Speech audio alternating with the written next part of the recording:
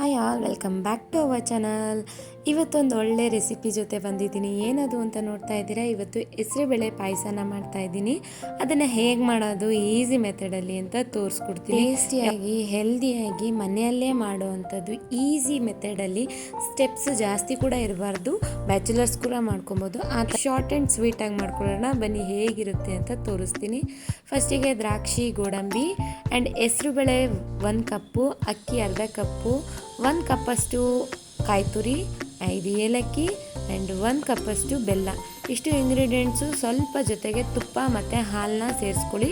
ನಿಮಗೆ ಎಷ್ಟು ರುಚಿಗೆ ಅನುಗುಣವಾಗಿ ಬೇಕೋ ಅಷ್ಟು ಬೆಲ್ಲನ ಆ್ಯಡ್ ಮಾಡಿಕೊಂಡ್ರೆ ಆಯಿತು. ಆ್ಯಂಡ್ ಮಾಡೋ ವಿಧಾನನ ಈಸಿಯಾಗಿ ತೋರಿಸ್ಕೊಡ್ತೀನಿ ಬನ್ನಿ. ಫಸ್ಟಿಗೆ ಒಂದು ಬಾಣಲಿ ಇಟ್ಕೊಳ್ಳೋಣ.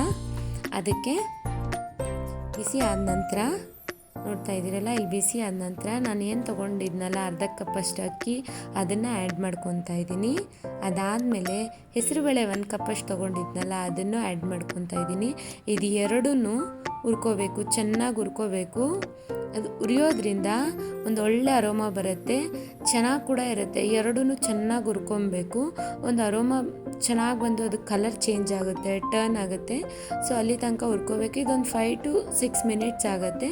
ಅದಾದಮೇಲೆ ಅದನ್ನು ತಣ್ಣಗಾಗಕ್ಕಿಟ್ಟು ಆವಾಗಲೇ ಇಲ್ಲಿ ರೆಡಿ ಮಾಡಿ ಇಟ್ಕೊಂಡಿದ್ವಲ್ಲ ಇಂಗ್ರೀಡಿಯೆಂಟ್ಸ್, ಕಾಯಿ ಆಗಿರ್ಬೋದು ಮತ್ತು ಏಲಕ್ಕಿ, ಎರಡನ್ನೂ ರುಬ್ಕೊಳ್ಳೋಣ.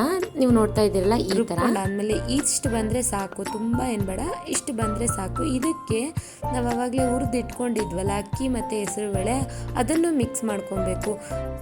ಯಾಕೆ ಈ ಥರ ಮಾಡ್ಕೋಬೇಕು ಅಂತ ಅಂದರೆ, ಎರಡನ್ನೂ ಜೊತೆಯಲ್ಲಿ ಮಾಡ್ಕೊಳ್ಳೋದ್ರಿಂದ ಈವನಾಗಿ ಮಿಕ್ಸ್ ಆಗುತ್ತೆ, ಟೇಸ್ಟು ಕೂಡ ತುಂಬ ಚೆನ್ನಾಗುತ್ತೆ. ಏಲಕ್ಕಿ ಫ್ಲೇವರ್ ಎಲ್ಲದಕ್ಕೂ ಮಿಕ್ಸ್ ಆಗುತ್ತೆ. ಸೊ ಹಾಗಾಗಿ ನಾನು ಈ ಥರ ಮಾಡ್ಕೊಂಡಿದ್ದೀನಿ.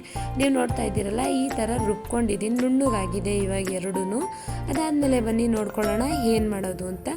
ಬೆಲ್ಲ ಇದೆಯಲ್ಲ, ಅದನ್ನು ಈ ಥರ ಒಂದು ದೊಡ್ಡ ಪಾತ್ರೆಯಲ್ಲಿ ಹಾಕ್ಕೊಂಡು, ತಳ ಗಟ್ಟಿ ಇರೋವಂಥ ಪಾತ್ರೆ ತೊಗೊಂಡ್ರೆ ತಳ ಹಿಡಿಯಲ್ಲ ಅನ್ನೋದಕ್ಕೋಸ್ಕರ ಒಂದು ಅರ್ಧ ಕಪ್ಪಷ್ಟು ನೀರನ್ನ ಆ್ಯಡ್ ಮಾಡಿಕೊಂಡು ಇಲ್ಲಿ 1 ಕಪ್ಪಷ್ಟು ಬೆಲ್ಲನ ನಾನು ಆ್ಯಡ್ ಮಾಡ್ಕೊತಾ ಇದ್ದೀನಿ. ಇದನ್ನು ಕರಗಿಸ್ಕೋಬೇಕು, ಕರಗಿಸಿ ಶೋಧಿಸಿ ನಂತರ ಬಳಸೋವಂಥದ್ದು. ಯಾಕಂದರೆ ಕಲ್ಲಿರುತ್ತಲ್ವ, ಸೊ ಹಾಗಾಗಿ ನಾನು ಇದನ್ನು ಫಸ್ಟು ಕರಗಿಸ್ಕೋತೀನಿ ನೀಟಾಗಿ. ನೀವು ನೋಡ್ತಾ ಇದ್ದೀರಲ್ವಾ, ಅರ್ಧ ಕಪ್ಪಷ್ಟು ನೀರು ತೊಗೊಂಡು ಈ ಥರ ಕಾಯಿಸ್ಕೊತಾ ಇದ್ದೀನಿ. ಅದು ಕರಗಿದ ನಂತರ ಶೋಧಿಸ್ಕೊಳ್ಳೋದು, ಅದನ್ನು ತೋರಿಸ್ತೀನಿ ಹೇಗೆ ಮಾಡ್ಕೊತೀನಿ ನಾನು ಅಂತ. ಬನ್ನಿ ನೋಡಿ, ಈಗ ಆಲ್ಮೋಸ್ಟ್ ಕರಗಿದೆ. ಸೊ ಇವಾಗ ಶೋಧಿಸ್ಕೊತಾ ಇದ್ದೀನಿ, ನೀವು ನೋಡ್ತಾ ಇದ್ದೀರಲ್ವಾ. ಇದಾದಮೇಲೆ ಏನು ಮಾಡೋದು ಅಂತ ತೋರಿಸ್ತೀನಿ. ಇದಾದಮೇಲೆ ಆ ಪಾತ್ರೆನ ನೀಟಾಗಿ ಶುದ್ಧವಾಗಿ ತೊಳೆದು ಚೆನ್ನಾಗಿ ಕಾಯಿಸಿ 2-3 ಸ್ಪೂನಷ್ಟು ತುಪ್ಪನ ತೊಗೊಂಡು ಇದಾದಮೇಲೆ ಇದಕ್ಕೆ ಚೆನ್ನಾಗಿ ತುಪ್ಪ ಕಾದ ನಂತರ ದ್ರಾಕ್ಷಿ, ಗೋಡಂಬಿ ಎರಡು ತೊಗೊಂಡಿದ್ವಲ್ಲ, ಅದೊಂದು 5 to 10 ಸೆಕೆಂಡ್ಸ್ ಬಿಸಿ ಆದರೆ ಸಾಕು. ತುಂಬ ಬೇಯಿಸ್ಕೊಳ್ಳೋದೇನು ಬೇಕಾಗಿಲ್ಲ. ನೀವು ನೋಡ್ತಾ ಇದ್ದೀರ ನೋಡಿ, ಇಷ್ಟು ಕಾಯಿಸ್ಕೊಂಡ್ರೆ ಸಾಕು.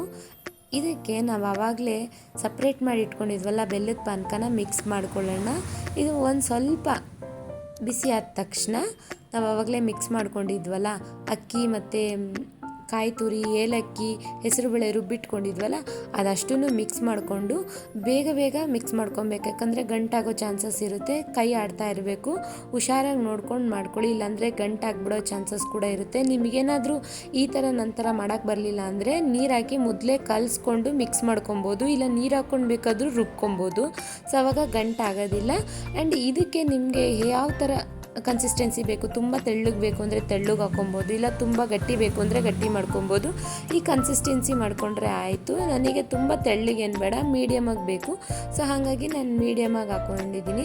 ಈ ಟೈಮಲ್ಲೇ ನೀವು ಟೇಸ್ಟ್ನ ಕೂಡ ಚೆಕ್ ಮಾಡ್ಕೊಬೋದು, ಬೆಲ್ಲ ಹೇಗೆ ಟೇಸ್ಟ್ ಬೇಕು ಅಂತ ಅನಿಸುತ್ತೋ, ಸ್ವೀಟು ಆ ಥರ. ನಾನು ತೊಗೊಂಡಿದ್ದಕ್ಕೆ ಸ್ವಲ್ಪ ಕಡಿಮೆ ಆಯಿತು, ನಾನು ಮತ್ತೆ ಆ್ಯಡ್ ಮಾಡ್ಕೊಂಡಿದ್ದೀನಿ. ಸೊ ಅದಕ್ಕಾಗಿ ನಾನು ಇನ್ನೊಂದು ಸತಿ ಹೇಳ್ತಾ ಇದ್ದೀನಿ, ನಿಮಗೆ ಟೇಸ್ಟಿಗೆ ಅನುಗುಣವಾಗಿ ನೀವು ಬೆಲ್ಲನ ಆ್ಯಡ್ ಮಾಡ್ಕೊಬೋದು. ಆ್ಯಂಡ್ ನೀವು ನೋಡ್ತಾ ಇದ್ದೀರಲ್ಲ, ತುಂಬ ಗಟ್ಟಿ ಅನ್ನಿಸ್ತು, ನಾನು ಮತ್ತೆ ಸ್ವಲ್ಪ ವಾಟ್ರನ್ನ ಆ್ಯಡ್ ಮಾಡ್ಕೊಂಡಿದ್ದೀನಿ. ಅದಾದಮೇಲೆ 10-15 ನಿಮಿಷ ಚೆನ್ನಾಗಿ ಬೇಯಲಿಕ್ಕೆ ಬಿಡಿ.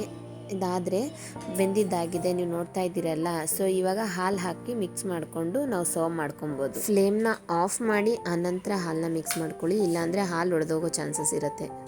ಮಿಕ್ಸ್ ಮಾಡಿ ಹಾಲನ್ನ ಸರ್ವ್ ಮಾಡ್ಕೊಂಡ್ರೆ ಆಯಿತು. ನೀವು ನೋಡ್ತಾ ಇದ್ದೀರಲ್ವ, ಬಿಸಿ ಆದಂಥ ಹೆಸರುಬೇಳೆ ಪಾಯಸ ರೆಡಿ ಆಯಿತು. ತುಂಬ ಟೇಸ್ಟಿಯಾಗಿತ್ತು. ಆ್ಯಂಡ್ ಇದ್ರ ಜೊತೆಗೆ ನಾನು ಮಾಡಿದ್ದು ಕಡಲೆಬೇಳೆ ವಡೆ ಮಾಡ್ಕೊಂಡಿದ್ದೆ. ಎರಡೂ ಕಾಂಬಿನೇಷನ್ ತುಂಬ ಚೆನ್ನಾಗಿತ್ತು. Thank you for watching.